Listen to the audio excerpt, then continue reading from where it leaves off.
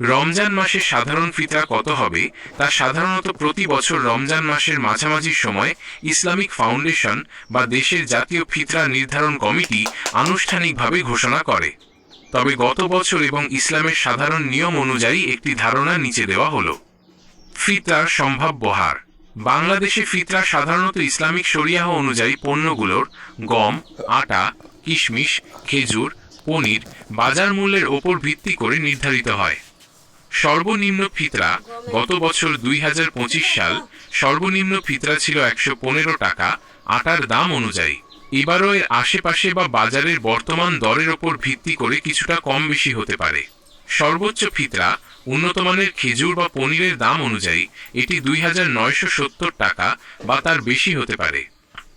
ফিতরা দেওয়ার নিয়ম। মাথাপিছু ফিতরা পরিবারের প্রত্যেক সদস্যের জন্য আলাদাভাবে দিতে হয়।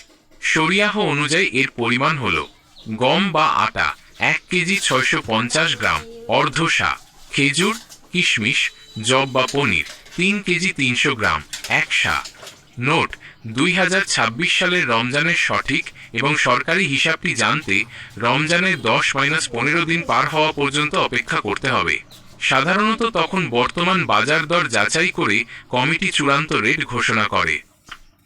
আপনি চাইলে আমি আপনার এলাকার বর্তমান আটা বা খেজুরের দাম জেনে একটি আনুমানিক হিসাব করে দিতে পারি। আপনি কি চান আমি বর্তমান বাজার দর অনুযায়ী একটি হিসাব করে দেব?